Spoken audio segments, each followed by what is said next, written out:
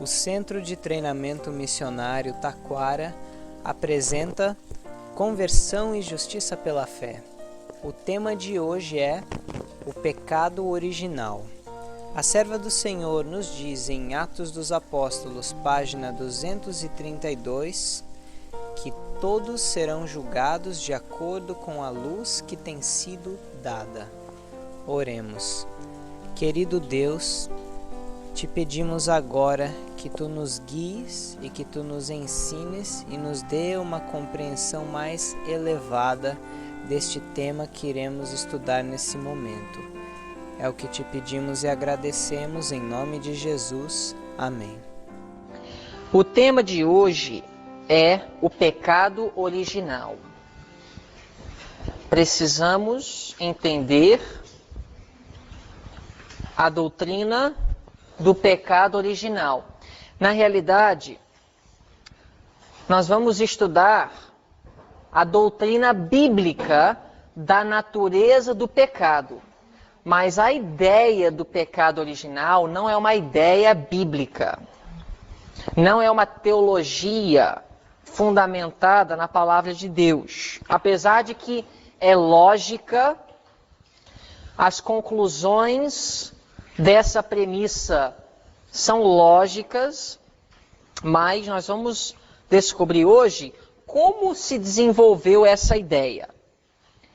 Página 57 de sua apostila, nós vamos ler alguma coisa a respeito de um homem chamado Agostinho de Hipona, o originador da nova teologia. Apesar de que ideias erradas a respeito da Bíblia, do pecado, da lei, da graça, da natureza de Cristo, essas ideias erradas, até mesmo nos dias dos apóstolos, começaram a surgir. Mas Agostinho foi o maior contribuidor para hoje existir uma grande crise teológica a respeito do tema da salvação em todo o cristianismo. Igreja Católica, evangélicos, protestantes, adventistas, toda crise teológica relacionada com o tema da salvação, nós podemos considerar Agostinho o maior causador dessa crise. Quem era Agostinho? Agostinho de Hipona. Agostinho, ele nasceu no ano de 354, no norte da África. Agostinho foi educado em diferentes filosofias pagãs, tendo nascido em uma família onde sua mãe era cristã e seu pai era maniqueísta. Maniqueísmo era uma religião pagã. O pai de Agostinho, ele tinha essa ideia maniqueísta que estava fundamentada no paganismo. Veio dos gregos, essa metodologia. Aos 20 anos, numa viagem à Itália, ele aceitou a fé cristã. Então ele decidiu aceitar o cristianismo, apesar de ter sido criado com ideias tanto do cristianismo como também do paganismo. Ele viveu numa época em que o paganismo e o cristianismo estavam se unindo por causa de Constantino e a apostasia do quarto século. Agostinho, ele tinha uma terrível luta para controlar seus desejos por sexo. Agostinho, um jovem que aceitou a fé cristã, mas assim como hoje muitos jovens que aceitam a Cristo, existem lutas terríveis contra a carne, contra as paixões e contra as tentações do inimigo. A fraqueza que Satanás encontrou nesse jovem é a fraqueza que ele encontra em muitos rapazes, até mesmo que querem estudar teologia e ser ministros e trabalhar na obra de Deus. Ser mulherengo ou a fraqueza de uma atração não controlada pelo sexo oposto. Agostinho tinha esse problema. Ele, apesar de ter aceito a fé cristã, ele não foi capaz de se livrar totalmente de suas filosofias pagãs. Ele estava vivendo numa época em que o paganismo e o cristianismo estavam cada vez mais juntos. Sua maneira de pensar. O catolicismo estava se desenvolvendo. Ele ficou tão desanimado, assim como muitos hoje ficam muito desanimados lutando com o pecado. Ele ficou tão triste que finalmente ele se convenceu da ideia do pecado original, a fim de pacificar sua consciência. Ele fez algo que hoje muitos fazem. Desenvolvem uma teologia para explicar sua experiência. Ao invés de adaptar, pela graça de Deus, sua experiência, sua vida à teologia da Bíblia, muitos adaptam a teologia bíblica à sua experiência, à sua realidade. Ou seja, eu tenho uma realidade, Deus ensina outra realidade. Ao invés de deixar Deus mudar a minha realidade para eu poder estar em harmonia com o que Deus fala, eu tento adaptar o que Deus fala para que ela se encaixe com a minha realidade. Deu para entender a diferença? Esse foi o problema de Agostinho. Ele tentou, lutou, não conseguiu vencer seus desejos descontrolados por sexo. Então, ele desenvolveu uma doutrina chamada o pecado original. A doutrina do pecado original ensina que nós pecamos porque somos pecadores. Ou seja, eu peco porque sou pecador. Condenado por natureza. Não pela escolha. Peco porque sou pecador. Nascemos pecadores. Peco por natureza. O pecado faz parte de mim. Não é a minha escolha. Eu já sou assim. Nasci com essa fraqueza. Essa fraqueza já define o que eu sou. Ok? Agora, essa ideia do pecado original, ou seja, de condenação por natureza, de pecar por natureza, de nascer pecador, ela traz uma série de conclusões lógicas que criam vários problemas para uma pessoa que quer seguir os ensinamentos bíblicos. Várias ideias que chocam com o que a Bíblia ensina. Por exemplo, se eu creio no pecado original, que eu nasço pecador, que eu peco por natureza, não por escolha, pecado já faz parte de mim, a minha própria natureza, as minhas tendências, os meus desejos carnais já definem o que eu sou. Se é assim, então nós temos que levar essa premissa à sua conclusão lógica. A partir desse ponto, nós iríamos concluir então vários pontos teológicos que acabaram sendo concluídos por Agostinho e seus seguidores. Por exemplo, o batismo infantil. Vocês sabem que na Igreja Católica, quando uma criança nasce, o que os pais querem fazer imediatamente? Batizar. Por que batizar os bebês? Porque nascemos já o quê? Condenados. Então, se o bebê já nasce condenado, ele precisa do batismo. Entendeu? Agora, biblicamente falando, nós não temos base para defender o batismo infantil.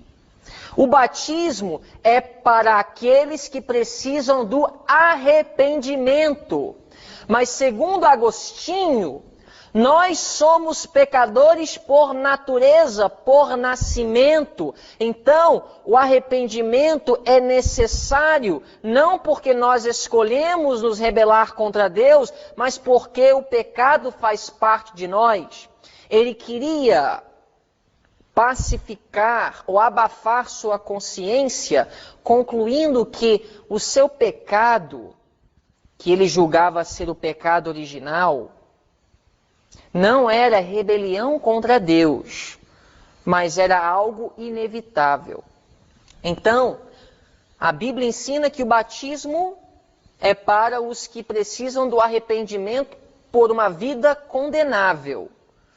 Só que, se nós já somos condenados por natureza, então o batismo não é com uma certa idade, depois de já uma certa maturidade, um certo desenvolvimento, conhecimento da vontade de Deus. Não, o batismo é no nascimento. Essa doutrina é ensinada por qual igreja? Católica. Agostinho, ele era um teólogo católico. E ele foi o responsável pelo desenvolvimento de várias doutrinas católicas, que daqui a pouco vocês vão ver. Outra doutrina católica que é uma conclusão lógica de uma premissa falsa, que é o pecado original, é que Cristo tomou sobre si uma natureza pré-queda. Ou seja, se eu sou condenado por natureza, eu preciso do perdão, do arrependimento, do batismo a partir do nascimento. Se eu sou assim, por nascer, já condenado, já rebelde, pecador, independentemente de minhas escolhas, então Cristo, logicamente, foi diferente. Porque nós sabemos que Cristo não é pecador, nós sabemos que Cristo justo, sem condenação, por isso ele pôde ser nosso perfeito substituto. Então, se eu preciso do batismo a partir do nascimento, se o batismo é necessário independentemente de minha escolha, se eu sou pecador por nascer, então Cristo teve uma natureza diferente. Eu tenho a natureza de Adão pós-queda, mas Cristo a natureza de Adão pré-queda. Mas agora, essa conclusão já cria um novo problema. Se Cristo, ele não herdou a natureza de Adão pós-queda, então a mãe de Cristo também teve uma pureza e uma santidade separada dos outros seres humanos. Então, daí você conclui a Imaculada Conceição. Ou seja, Maria, ela não é igual aos outros seres humanos. Por isso ela teve condições de gerar um filho que era totalmente separado dos seres humanos. A Imaculada Conceição. Maria é igual a Deus. Mas espera aí, essa conclusão já cria um novo problema. Se Cristo, ele é totalmente separado dos seres humanos, Maria totalmente separada dos seres humanos, então nós precisamos de intercessores que podem se identificarem conosco, pecadores. Então, precisamos de Pedro, Paulo, João, para intercederem por nós. Então, eles estão lá no céu, eles intercedem pelos pecadores, porque o intercessor ele precisa de ter uma certa união, uma identificação com aqueles para os quais eles estão intercedendo. Muito bem. Se peco por natureza, se o meu pecado é independente da minha escolha, então a diferença entre os salvos e os perdidos não tem nada a ver com a escolha das pessoas, tem a ver com a escolha de Deus. Aí você conclui a predestinação falsa. E eu coloco falsa aqui porque na Bíblia nós temos a doutrina da predestinação. É bíblica, é correta, mas o que hoje é ensinado, até mesmo, inclusive no mundo evangélico, é uma predestinação falsa, que a salvação, ela depende não da escolha do homem, mas da escolha de Deus. Agora, a predestinação, ela foi desenvolvida por um homem chamado Calvino, que era um reformador protestante, Deus o usou. Mas, assim como outros reformadores, inclusive Martinho Lutero, esses homens, apesar de terem descoberto várias verdades que foram cavadas e aterradas, eles foram altamente influenciados pela teologia de Agostinho. Calvino, ele foi altamente influenciado na questão da predestinação. Hoje, existem diversas formas de ensinar a predestinação falsa. A forma mais radical e mais exagerada é a que fala que Deus predestinou alguns para a salvação e outros para a perdição. Ou seja, o caminho de todos já está predeterminado por Deus. Por Deus já saber tudo, muitos concluem que Deus ele já determinou quem vai se salvar, quem vai se perder. Então, não tem nada a ver com a sua escolha. Seu destino já está determinado. Não importa os seus esforços, alguns já estão destinados para a salvação, outros destinados para a perdição. Outra doutrina altamente errada, que é uma conclusão lógica a essa premissa falsa, é a questão de ensinar que os seres humanos continuarão pecando até Jesus voltar. E claro, muitos estarão pecando na volta de Cristo. Só que em Apocalipse 6, a Bíblia deixa bem clara qual vai ser a reação daqueles que estão pecando quando Jesus voltar. Eles vão reagir igual Adão e Eva no Jardim do Éden. Com vergonha e medo vão se esconder da face do Senhor. Mas Apocalipse também é muito claro em Apocalipse 7, 14, capítulo 7 e capítulo 14, que Deus vai ter um povo aqui na terra que vai estar sem mancha, irrepreensíveis perante a glória do Senhor. Ou seja, vivendo perante o intercessor sem pecado. Mas quando você adota a ideia do pecado original, que pecamos por natureza e não por escolha, é inevitável você concluir que nós vamos pecar até Jesus voltar. Eu estou me referindo aos salvos. Os salvos estarão pecando ainda até Jesus voltar. Por quê? Porque pecam não por escolha, mas por natureza. Cristo, ele conseguiu viver uma vida sem pecado porque ele teve uma natureza diferente. Ele teve vantagens. Mas o homem que nasce já pecador, ele peca não necessariamente porque ele quer pecar ou porque ele escolhe pecar, mas porque faz parte de sua experiência. O pecado é um companheiro que vai com ele para o resto da vida, ou até a morte ou até a volta de Cristo. Outra doutrina que é um fruto da premissa ou a ideia original do pecado por natureza ou pecado original é a salvação através da união com a igreja e não com Cristo.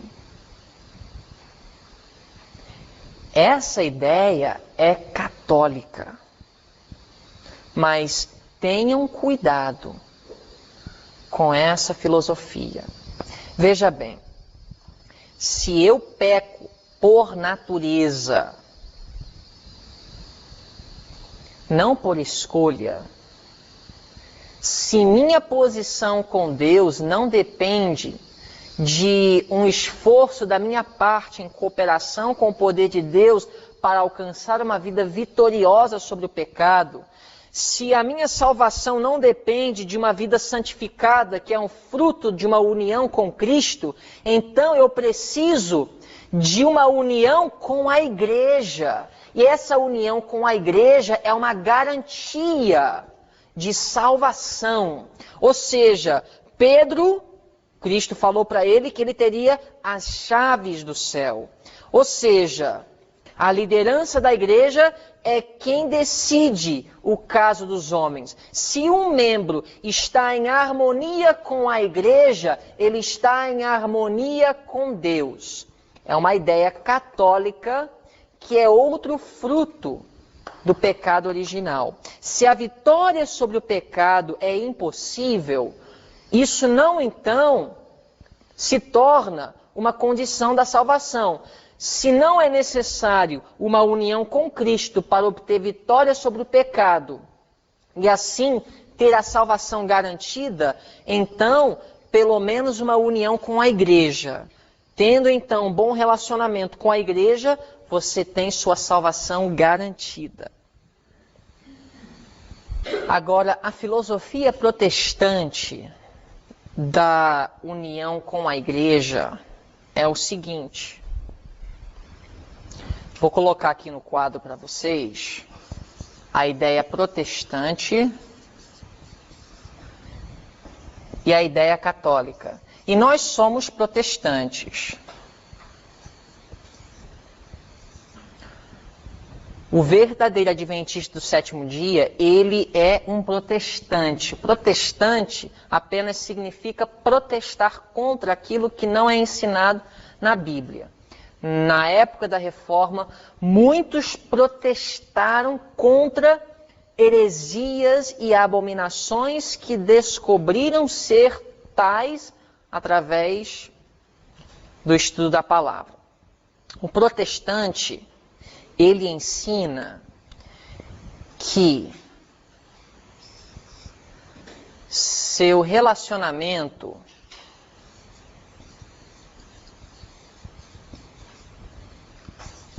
com a igreja depende de sua união com Cristo.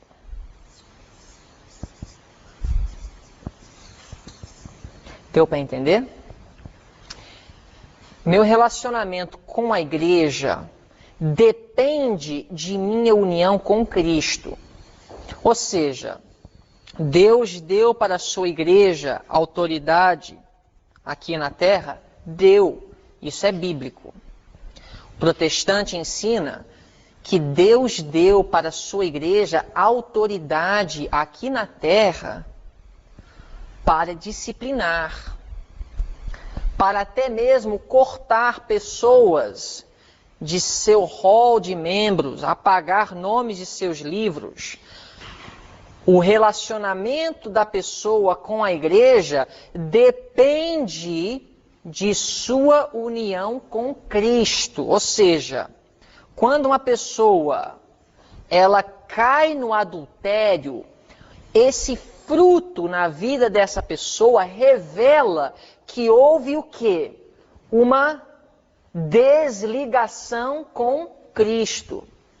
Em Gálatas 5, você tem duas listas: as obras da carne e o fruto do Espírito.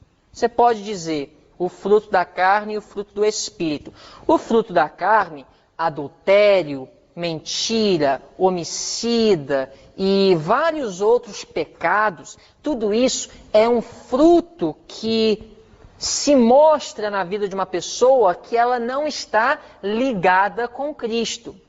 Então, se o homem é pego ou é descoberto, membro da igreja, trabalhando no sábado, esse ato é um fruto que revela uma desunião com quem?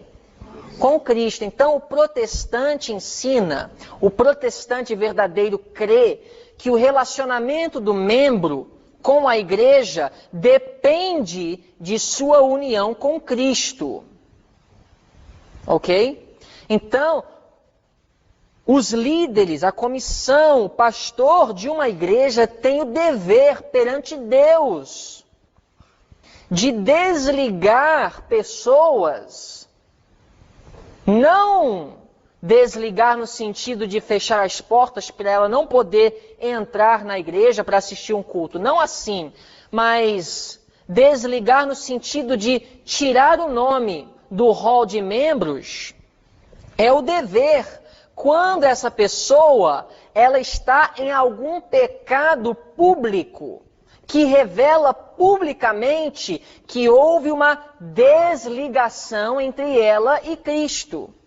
E até houver um arrependimento demonstrado através de fruto de reforma e tristeza profunda e genuína pelo pecado, através de um rebatismo, ela não deve ser aceita novamente como membro. Ou seja, o relacionamento dessa pessoa com a igreja depende de sua união com Cristo. Então, realmente, se você tem evidências, como um líder, um membro de uma comissão, de uma igreja, que uma pessoa, ela está em algum pecado público aberto, ela precisa ser disciplinada, no sentido de o nome dela ser apagado do rol de membros. Isso é até mesmo para não servir como pedra de tropeço. Imagina uma igreja ter um membro que todos conhecem, até mesmo na comunidade, que ele trai sua esposa. Que escândalo para o nome de Deus. Então, o pastor, os membros da comissão, perante Deus, têm o dever de não permitir que tal pedra de tropeço continue existindo. Entendeu? Esse é o pensamento protestante. Agora, qual é o pensamento católico? A pessoa, seu relacionamento com Cristo,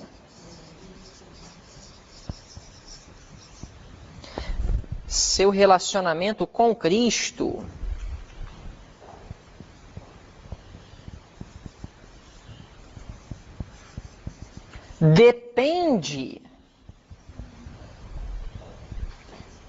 de sua união com a igreja.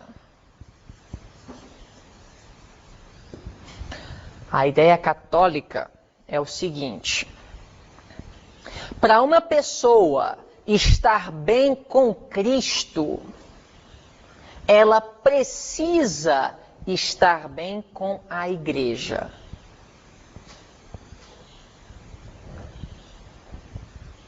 Se ela for disciplinada pela igreja, se ela tiver algum desafio com a comissão, com a liderança, e ela é considerada pela igreja herege, isso afeta seu relacionamento com Cristo. Ou seja, para eu estar em harmonia com Cristo, eu preciso ter harmonia com a igreja. Se Pedro, com a chave que ele tem em suas mãos, fecha a porta do céu para mim, eu estou desligado de Cristo. Eu preciso então ter um bom relacionamento com a igreja para ter um bom relacionamento com Deus. Ou seja, o acesso a Cristo é pela igreja. A ideia protestante é: o meu acesso à igreja é através de Cristo. Eu me uno a Cristo, eu me conecto com Cristo, e isso agora me dá direito a me conectar, a me ligar, a me unir à igreja. Isso é a ideia protestante. Casei com Cristo, estou casado com a igreja. Ideia católica: casei com a igreja, estou casado com Cristo. Fidelidade à igreja, segundo pensamento católico, é equivalente à fidelidade a Cristo. Pensamento protestante: fidelidade a Cristo é equivalente à fidelidade à igreja. Se eu sou fiel a Cristo, sua verdade, seus princípios, sua vontade, de acordo com os protestantes, eu sou fiel à igreja, independentemente do que os homens falam.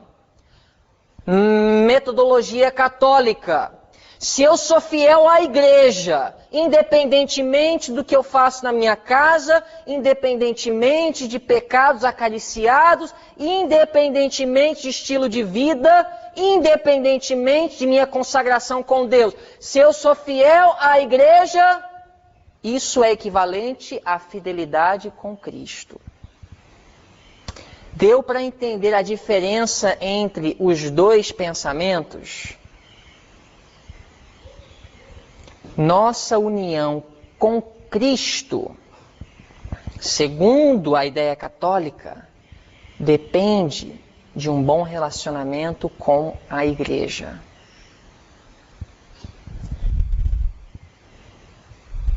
Dar alguns exemplos para vocês. Elias foi fiel a Deus, considerado pelo rei de Israel infiel à igreja. Foi chamado por Acabe, perturbador de Israel. Deus, olhando para Elias, viu um homem fiel a Israel, ou seja, fiel à igreja. Porque a fidelidade de Elias para com a igreja dependia de sua fidelidade para com Deus e seus mandamentos. Acabe, ele achava que ele estava sendo fiel a Deus. Por quê? Ele era fiel a Israel. Tanto que ele considerou Elias perturbador de Israel. Ou seja, eu promovo a paz e a prosperidade de Israel e você está promovendo perturbação em Israel.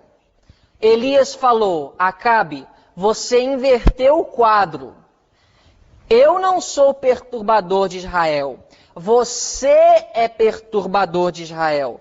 Eu não sou infiel à igreja. Você é infiel à igreja. Por quê? Porque você está transgredindo os mandamentos de Deus e ensinando o povo a transgredirem os mandamentos de Deus adorando Baal. Mas mesma coisa com Martinho Lutero. Martinho Lutero, em sua mente inocente, ele acreditava, porque ele era um protestante no verdadeiro sentido da palavra, Martinho Lutero acreditava que ele estava sendo fiel à Igreja Católica. Por quê? Porque para ele, fidelidade à igreja era fidelidade a Cristo. Quando ele começou a ensinar justificação pela fé, para ele, ele estava sendo fiel à igreja, porque para ele fidelidade a Cristo era equivalente à fidelidade à igreja. Só que a liderança, a hierarquia da Igreja Católica na época falou para Martinho Lutero: você está sendo infiel, você está rebelando contra a igreja, você está destruindo a igreja, você está desrespeitando a hierarquia da igreja. Ou seja, para eles, fidelidade a Cristo dependia de fidelidade à igreja. Jeremias, a mesma coisa. Jeremias estava defendendo a santidade de Israel.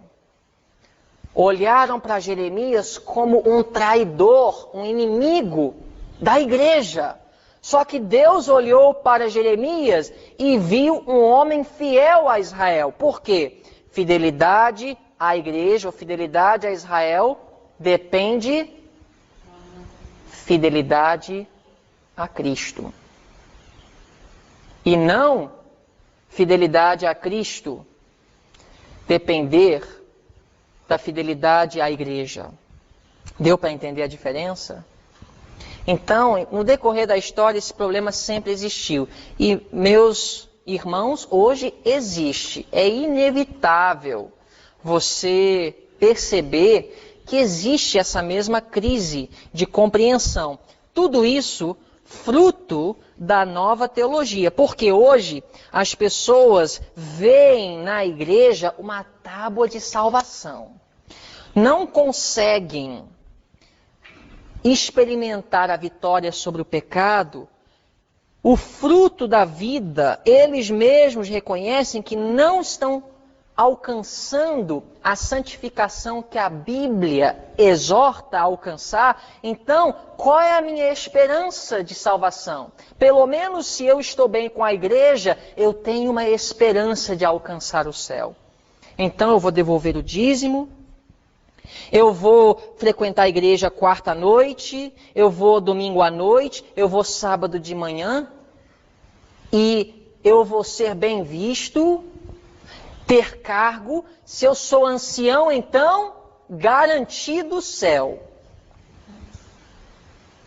Diácono, tudo isso acaba sendo uma garantia de salvação para aqueles que não conseguem desenvolver uma união genuína com Cristo. Então, a união com a igreja, ela substitui o que deve existir na vida da pessoa através de uma ligação constante com Jesus. Ok, vamos abrir agora na página 55 da apostila. Tem um livro chamado Biografia de Ellen White, volume 1, página 267.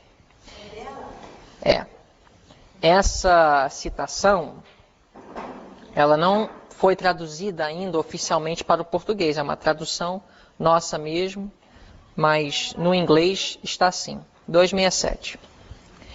Durante os 7 anos, desde o grande desapontamento, chegou ao nível de ação um número crescente daqueles que em 1844 eram crianças e não tinham ainda alcançado uma idade de responsabilidade. O que essa citação falou para vocês? Alguém entendeu? 7 anos, idade de responsabilidade por seus próprios pecados. A frase-chave nessa citação é idade de responsabilidade. O que a irmã White está falando aqui é que no ano de 1844, haviam pessoas, crianças, que ainda não haviam chegado ou alcançado uma idade de responsabilidades. Como ela mesma. perante Deus. Ou seja, nós não podemos determinar uma idade, para cada criança pode ser diferente, mas existe um ponto na vida do ser humano onde agora Deus vai pedir prestação de contas. Deus não pode, nós vamos determinar isso com a Bíblia daqui a pouco, se Ele é um Deus justo, Ele não pode chegar para um bebê de 6 meses e julgar esse bebê pelas suas obras, pela sua natureza, condenar. Jamais Deus seria justo. Criança de 2 anos, ela está ainda aprendendo, a mente ainda está desenvolvendo, ela ainda está aprendendo a falar, desenvolvendo. Ela ainda não chegou a uma idade de responsabilidade. Mas chega um momento na vida da pessoa, uma época, uma fase, onde agora Deus vai cobrar prestação de contas. Ou seja, agora existe um conhecimento na mente da própria criança entre o certo e o errado. E quando ela faz o errado, ela está fazendo errado conscientemente.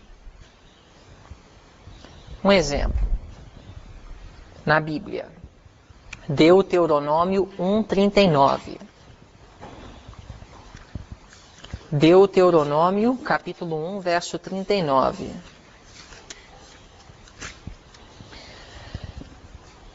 Deus, Ele castigou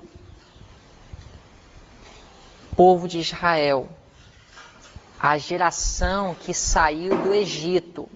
Viram os milagres, acompanharam a mão de Deus, tiveram oportunidades e privilégios e grande luz, viram o rosto de Moisés brilhando depois de 40 dias com Deus no monte. Pessoas que foram altamente beneficiadas. Mas a rebelião, a insubordinação chegou ao nível em que Deus teve que trazer uma condenação sobre aquela geração. E somente 2 pessoas daquela geração entrou na terra de Canaã. Quais foram? Josué e Caleb. Uma pergunta. Foi realmente só 2 pessoas daqueles que saíram do Egito? Aqui, Deuteronômio 1:39 fala: e vossos meninos, de quem dissestes, por presa serão, e vossos filhos que hoje não conhecem nem o bem, nem o mal, eles ali entrarão, e a eles a darei, e eles a possuirão. Por que que as crianças não foram condenadas, assim como os pais? Por que que não tiveram culpa? Está no versículo. Não conhecem nem o bem, nem o mal. Para Deus condenar, para Deus pedir prestação de contas de uma pessoa, precisa haver um claro conhecimento entre o bem e o mal. Os adultos tiveram a oportunidade de ver os milagres, a mão de Deus, o mar vermelho se abrindo, pão caindo do céu, depois rebelaram contra Deus. Eles foram culpados, condenados, sofreram as consequências. Agora as crianças não. Apesar de que, sem dúvida, haviam crianças que estavam murmurando também: mãe, eu quero água. Mãe, eu estou com fome. Vocês não acham que isso aconteceu no deserto? Deus, ele não condenou da mesma forma que ele condenou os adultos. Não houve pedido de prestação de contas para os inocentes. Quem era considerado inocente? Aqueles que não tinham conhecimento entre o bem e o mal. Só Deus conhece o que passa na mente de uma pessoa. Você não pode olhar para uma pessoa e dizer, você já chegou à idade de responsabilidade. Existem pessoas adultas que, por certas debilidades mentais, certas deficiências, eu não estou dizendo a respeito de ninguém aqui, porque todos vocês são bastante inteligentes para conhecerem quando vocês estão errando. Mas existem pessoas adultas que têm a mente de uma criança de 1, 2 anos. Só Deus sabe como, no juízo, esses casos vão ser lidados. Os 1000 anos serão para nós estudarmos a justiça de Deus ao tratar com cada um desses seres humanos. Atos dos Apóstolos, página 232. Todos serão julgados de acordo com o quê? Com a luz que tem sido dada. Historical Sketches, página 234. A última sentença. Ninguém será considerado responsável pela luz que nunca receberam. Ninguém vai ser considerado responsável pela luz que nunca recebeu. Hã? Rejeitar luz é outra história. Comentário Adventista, volume 5, página 1145. Ninguém será condenado por não fazer caso da luz e do conhecimento que nunca teve e não pôde obter. É interessante porque nessa citação ela fala que não é apenas você não ter a luz que vai te livrar no juízo. É você não ter a capacidade de adquirir. Muitos vão ser julgados pela luz que poderiam ter recebido se tivessem buscado. Ou seja, você está com um estante cheio de livros da profetisa do Senhor. E você fala, conselhos sobre o regime alimentar eu não vou ler não. Porque eu sei que se eu for ler eu vou ter que abandonar um monte de hábitos que eu gosto. Então, se eu não ler, no juízo, Deus não vai me condenar. Porque eu vou ser julgado de acordo com o quê? A luz que eu tenho. Então, já que eu nunca li que não pode comer carne, já que eu nunca li que não pode comer entre as refeições, então eu estou livre. Olha o que Deus fala através da serva do Senhor. Muitos, porém, recusam obedecer à verdade que lhes é apresentada pelos embaixadores de Cristo, porque desejam acomodar-se aos padrões do mundo e à verdade que tem alcançado seu entendimento e a luz que tem resplandecido na alma, condená-los-á no juízo. Os que têm o quê? A oportunidade de ouvir a verdade, mas não se esforçam para ouvi-la e entendê-la, pensando que, se não a ouvirem, não serão responsáveis, serão considerados culpados diante de Deus, como se tivesse ouvido e rejeitado. Não haverá desculpas para os que preferem continuar no erro, quando poderiam compreender o que é a verdade. Em seus sofrimentos e morte, Jesus fez expiação por todos os pecados de quê? Muitos perguntam, mas como é que Deus pode salvar uma pessoa que guarda o domingo? Vocês acreditam que vai ter gente no céu que ficou guardando o domingo até a morte? Como é que então Deus ele salva essas pessoas? Cristo fez expiação pelos pecados de quê? Os pecados de ignorância. Existe pecado de ignorância? Existe. Ou seja, pecado que você comete sem saber que é pecado. Para esses pecados não abandonados, o que vai cobrir? O sangue de Cristo. Não seremos considerados responsáveis pela luz que não atingiu nossa percepção, mas pela luz a que resistimos e que rejeitamos. Um homem não poderia compreender a verdade que nunca lhe foi apresentada, e não pode, portanto, ser condenado pela luz que nunca teve. A questão da condenação é muito importante. Quando a gente fala de um bebê precisando do perdão, nós estamos abordando o terreno perigoso.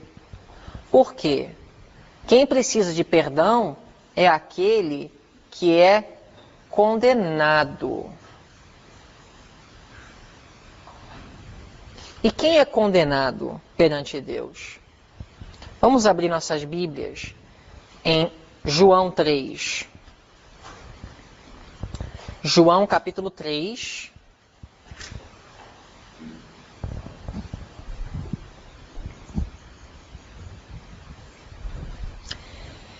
Versículo 19. Essa passagem é fundamental. É um texto-chave. João 3, 19. E a condenação é esta. Então aqui Jesus vai definir o que é condenação, ou o que traz a condenação sobre o homem. Que a luz veio ou chegou ao mundo, e os homens amaram mais as trevas do que a luz, porque as suas obras eram más. O que traz condenação? A luz chega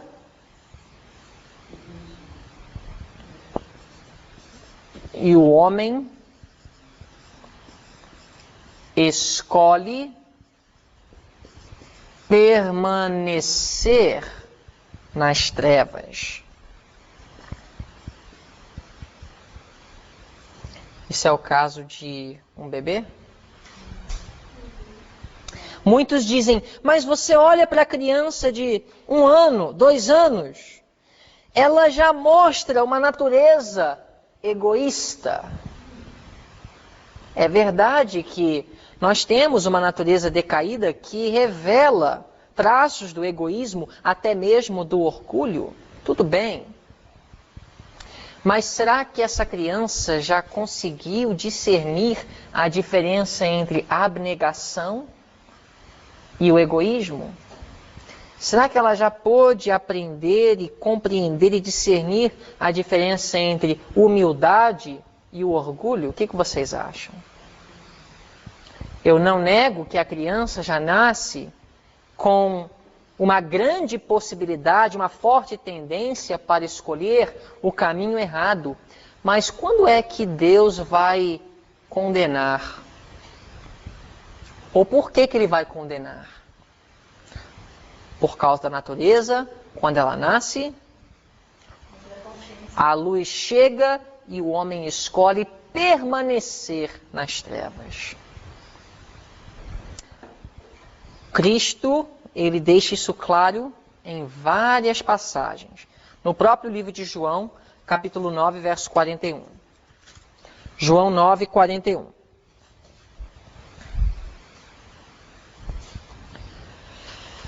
Disse-lhes Jesus, se fosseis cegos. Cego em que sentido? Cego no sentido espiritual. Não conseguir enxergar a vontade de Deus na escuridão. Se fosses cegos, não teríeis o quê? Pecado.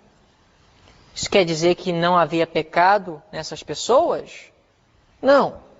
Eles estavam em desarmonia com a vontade de Deus. Mas se eles fossem cegos quanto a isso, não teriam o quê? Pecado. Mas como agora dizeis, vemos, por isso o vosso pecado permanece. Por isso que as pessoas odiavam Jesus. Esses homens, os fariseus, os saduceus, os sacerdotes, os rabis, odiavam Jesus, porque quando Jesus vinha perto deles, operando os seus milagres, auxiliando, atendendo às necessidades das pessoas, abençoando as almas do povo de Israel, a luz que Cristo refletia em sua vida era uma condenação para eles, porque a luz expõe a escuridão. Então, quando a luz chega, você vê, e quando você está acariciando o seu pecado, você rejeita a luz. Isso acontece muitas vezes com uma pessoa que aprende a respeito, por exemplo, da reforma de saúde, só que ela continua vivendo contra os princípios de Deus. Aprendeu. Aí ela tem a oportunidade de conviver com alguém que vive, e a vida dessa pessoa que vive a reforma de saúde é uma constante repreensão. E elas a passam a detestar e se opor e querer até perseguir aquelas pessoas que estão trazendo essa luz através de sua vida. Se fosseis cegos, não terias pecado. Ou seja, se a luz não chega, você não é condenado ou responsável. João 15, 22. João 15, 22. Cristo fala, se eu não viera, nem lhes houvera falado, não teriam o quê? Isso quer dizer que eles não tinham pecado? Não, tinham pecado.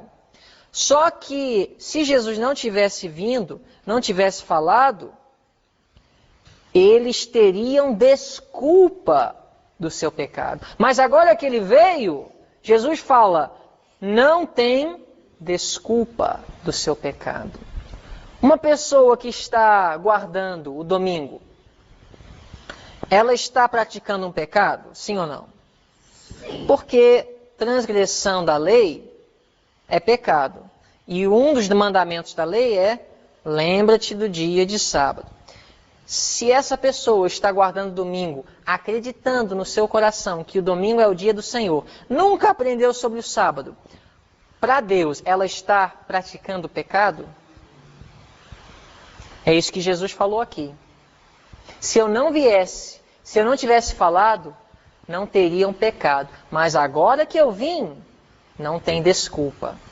A ignorância é uma desculpa pelo pecado.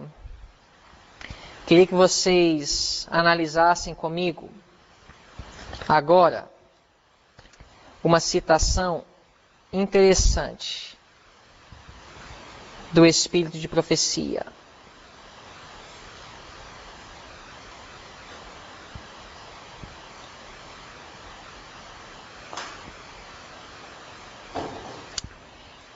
Está na apostila.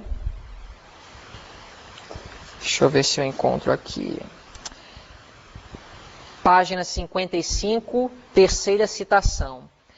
Todos serão julgados de acordo com a luz que resplandeceu sobre eles. Se tiveram luz sobre o sábado, eles não podem ser salvos ao rejeitarem essa luz. Isso quer dizer que, se não tiveram luz sobre o sábado, eles podem ser salvos ao não praticarem essa luz. Deu para entender? Ficou claro esse ponto, né? Atos 17:30. Atos 17:30. Uma passagem muito clara, muito conhecida por todos nós. Atos 17:30. Mas Deus, não tendo em conta os tempos da ignorância, anuncia agora a todos os homens, em todo lugar, que se arrependam. Quando Paulo veio com a luz do Evangelho, agora a luz chegou àquele povo, haverá prestação de contas com Deus no dia do juízo. Mas o tempo da ignorância, Deus, ele não leva em consideração. O que Deus vai dizer no juízo investigativo a respeito daquelas pessoas que não abandonaram todos os pecados? Essa pessoa, ela vai para o céu, ela continuou guardando o domingo, mas a guarda do domingo não foi considerado rebelião contra mim. Por quê? Porque ela nunca teve a oportunidade. Agora, quando for estabelecido o decreto dominical e o alto clamor for dado, a chuva serôdia é derramada, vai ficar muito claro para todos os habitantes da terra que fidelidade a Deus é a guarda do sábado e infidelidade a Deus é a guarda do domingo. Agora, guardar o domingo será considerado o sinal da besta, o selo do caráter de Satanás. Mas hoje, no tempo da ignorância para muitas pessoas, a guarda do domingo não é o sinal da besta. Tiago 4,17. Tiago 4,17.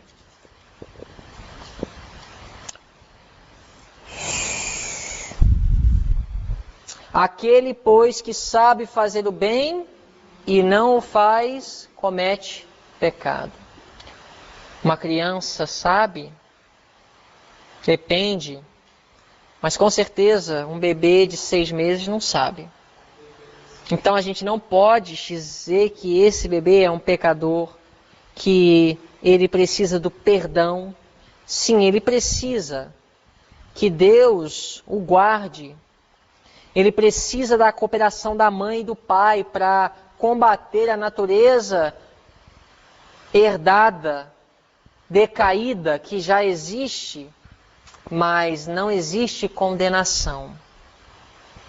Pois aquele que sabe fazer o bem e não o faz, comete pecado.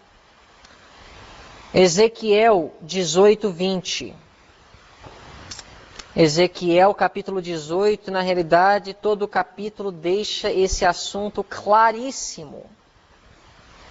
Ezequiel 18.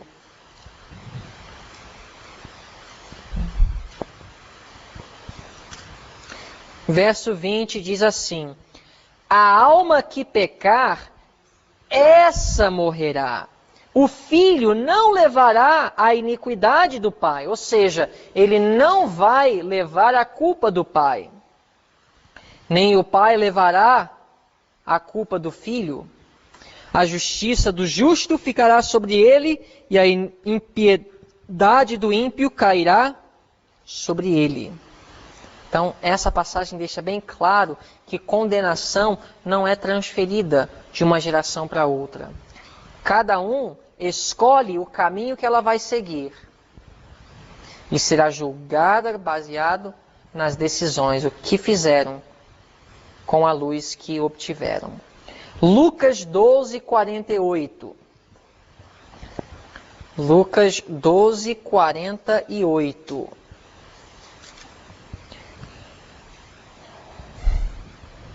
Mas o que a não soube e fez coisas dignas de açoites, com poucos açoites será castigado. E a qualquer que muito for dado, muito se lhe pedirá. E ao que muito se lhe confiou, muito mais se lhe pedirá. O que esse versículo ensina? Que existem graus de responsabilidade. A qualquer que muito for dado, muito se lhe pedirá. O que importa não é a quantidade de luz, mas o que nós fazemos com a luz que recebemos. Por último, Mateus 11.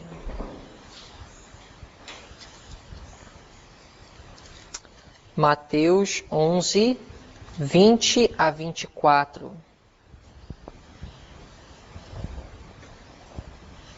Se você fosse comparar a cidade de Cafarnaum com Sodoma, qual das duas você teria achado mais condenável a Deus?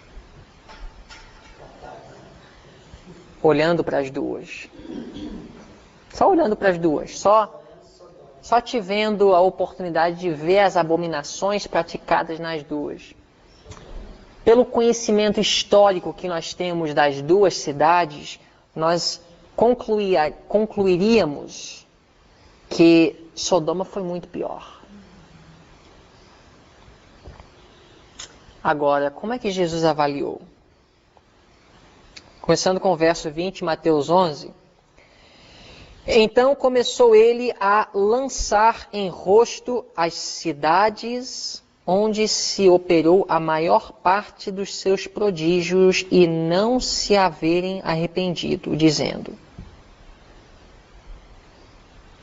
Ai de ti, Corazim, ai de ti, Betsaida, porque se em Tiro e em Sidom fossem feitos os prodígios que em vós se fizeram, há muito que se teriam arrependido com saco e com cinza.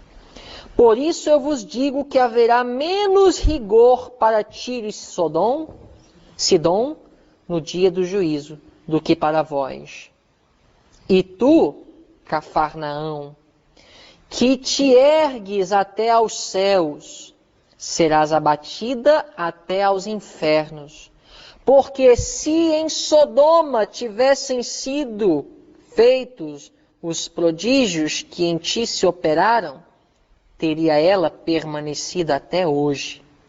Eu vos digo, porém, que haverá menos rigor para os de Sodoma no dia do juízo do que para ti.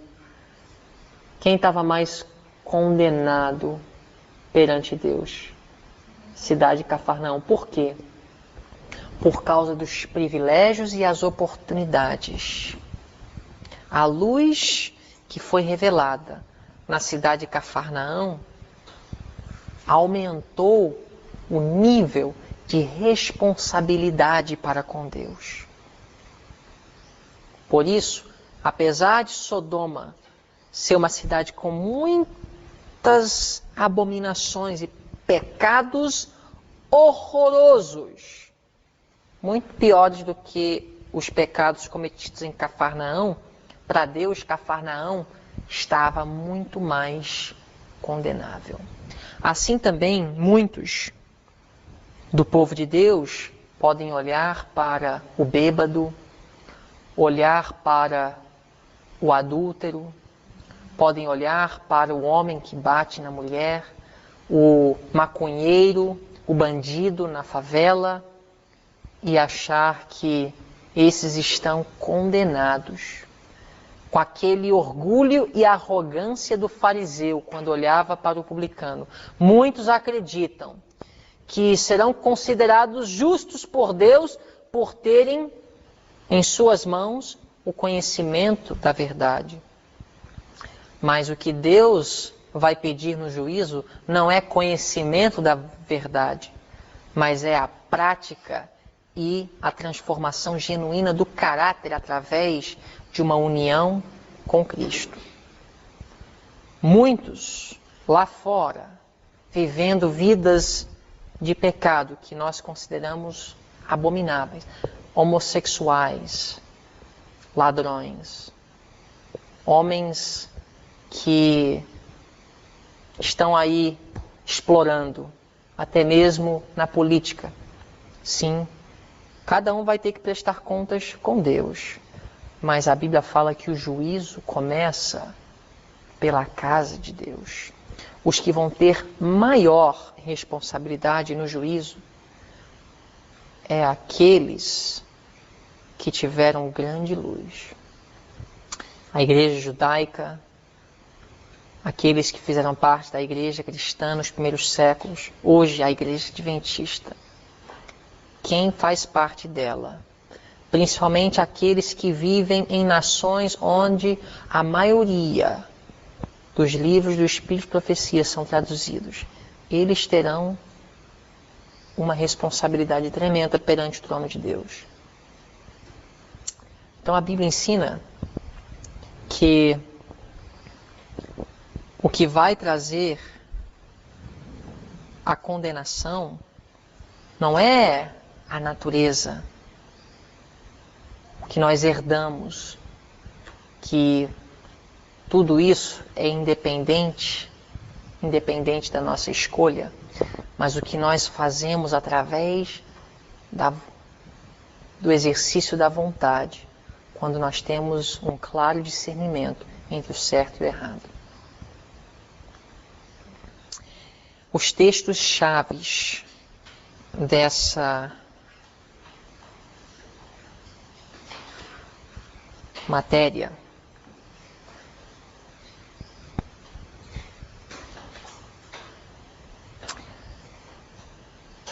são todos eles. Inclusive, para a prova número 8, vocês precisam de lembrar cada um deles. Vai ser assim. Você vai ter uma coluna com o pensamento-chave e outra coluna com a referência. Todos os versículos. São poucos. 1, 2, 3, 4, 5, 6, 7, 8, 9. Essas passagens revelam a verdade bíblica a respeito da natureza do pecado. Pecado é transgressão da lei. Sabe qual é o argumento que eu já ouvi falar? O pecado é transgressão da lei. A lei de Deus é a lei do amor. O bebê não ama naturalmente. Então, em sua natureza, ele transgride a lei. A lei é amor. E o amor não faz parte da natureza da criança, que ela quer os brinquedos todos para ela. Então, essa ação de querer os brinquedos todo para ela, ou quando ela sente fome, ela não considera a fome das outras pessoas, ela está preocupada com a fome dela. Isso é egoísmo. O egoísmo é a transgressão da lei porque vai contra o amor. Quando um bebê chora porque está com fome ou precisa da fralda mudada, não considera que está atrapalhando o sono da mãe. Isso é egoísmo. E a lei de Deus é amor. Então, pensa na argumentação para defender a ideia de que nascemos pecador. Agora, nascemos, sim, com uma natureza decaída. Davi falou, sim, em pecado me concebeu a minha mãe. Fui formado em iniquidade. O que ele estava querendo dizer com isso? Essa é a grande pergunta que nós vamos analisar dentro dos próximos dias. Amanhã, nós vamos estudar a natureza da tentação. A próxima prova, que é a prova número 8, ela vai abranger o tema de hoje, pecado original, e o tema de amanhã, a natureza da tentação. Hoje, vocês vão ler o capítulo 9 de Caminho a Cristo. Amanhã, vocês vão ler capítulo 12 de Caminho a Cristo. A pergunta para vocês terem em mente quando vocês lerem o capítulo 9 de Caminho a Cristo, que é chamado Atividade e Vida, é a seguinte: como podemos passar a ter uma relação de intimidade com Cristo.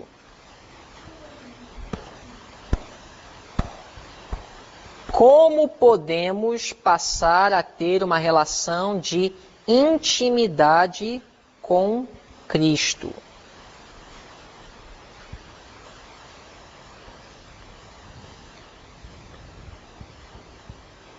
Ok?